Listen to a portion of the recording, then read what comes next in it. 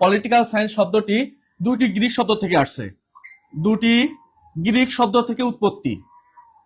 দুটি গ্রিক শব্দ থেকে উৎপত্তি। শব্দ দুটি হলো পলিস অবলিক পলিটাস। পলিস অবলিক পলিটাস এই দুইটা শব্দ থেকে রাষ্ট্রবিজ্ঞানের পলিটিক্যাল, এই পলিটিক্যাল শব্দটির উৎপত্তি। পলিস শব্দের অর্থ নগর রাষ্ট্র।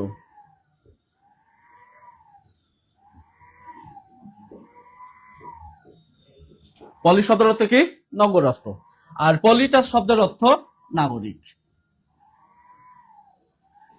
প্রিয় শিক্ষার্থীবৃন্দ, আমরা শব্দ দুইটার সম্পর্কে পরিচিত হব, আবার শব্দ দুইটার অর্থ জানবো। কারণ আমাদের এখানে পলিশ শব্দ কোন শব্দ থেকে আসছে সেটা আমরা বুঝলাম, পলিশ থেকে আসছে, কিন্তু আমাদের পরীক্ষায় এটাও আসতে পারে যে পলিশ শব্দের অর্থ কি। পলিশ শব্দের অর্থ কি? পলিশ শব্দের অর্থ নগর রাষ্ট্র, আর পলিটাস শব্দের অর্থ নাগরিক। অর্থাৎ পলিটিক্যাল সায়েন্সের অর্থ কি হয়? নগর রাষ্ট্রের নাগরিকদের নিয়ে যে শাস্ত্ররা আলোচনা করে, নগর রাষ্ট্রের নাগরিকদের নিয়ে যে শাস্ত্ররা আলোচনা করবে তাকে কি বলা হয়? তাকে বলা হবে পলিটিক্যাল সায়েন্স। তাহলে পলিটিক্যাল সায়েন্স বলতে নগর রাষ্ট্রের নাগরিক। এখন নগর রাষ্ট্র কাকে বলে? প্রিয় শিক্ষার্থীবৃন্দ, আমরা সবাই জানি যে নগরকে, ক্ষুদ্র ক্ষুদ্র নগরকে কেন্দ্র করে প্রাচীন গ্রিস এবং ইতালি সহ অন্যান্য যে সভ্যতার সময়ে যে রাষ্ট্র ব্যবস্থা গড়ে উঠছিল সেটাকে বলা হয় নগর রাষ্ট্র।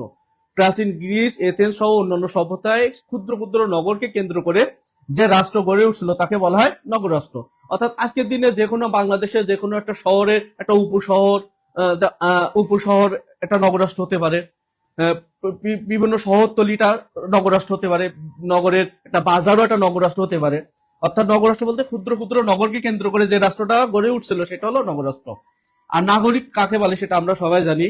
রাষ্ট্রের স্থায়ীভাবে বসবাসকারী, রাষ্ট্রের প্রতি আনুগত্য পোষণকারী, রাষ্ট্রের অধিকার ভোগী এবং রাষ্ট্রের প্রতি কর্তব্য পালনকারী জনসমষ্টি হলো নাগরিক।